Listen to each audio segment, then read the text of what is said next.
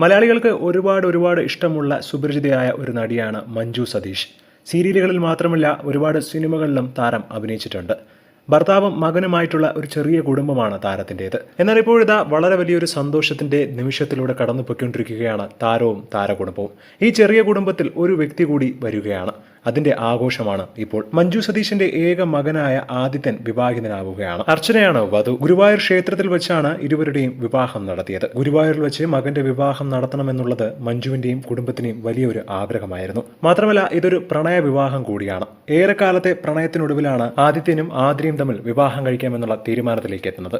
തുടർന്ന് വീട്ടുകാരുടെ സമ്മതം വാങ്ങുകയും ആർക്കും എതിർപ്പില്ല എന്നുള്ള രീതിയിലായിരുന്നു കാര്യങ്ങളൊക്കെ മുന്നോട്ട് പോയത്. കഴിഞ്ഞ ഏപ്രിൽ മാസത്തിൽ വിവാഹ നിശ്ചയം നടത്തി.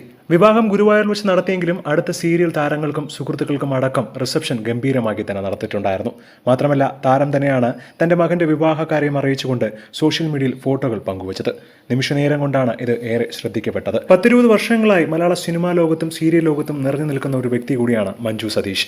അതുകൊണ്ട് തന്നെ ആരാധകർക്കും ഒരുപാട് ഇഷ്ടമുള്ള ഒരു നടിയാണ്. അതുകൊണ്ട് തന്നെ ഒരുപാട് സീരിയൽ താരങ്ങളടക്കം പങ്കെടുത്തിട്ടുണ്ടായിരുന്നു മഞ്ജു സതീഷിന്റെ മകന്റെ വിവാഹത്തിൽ.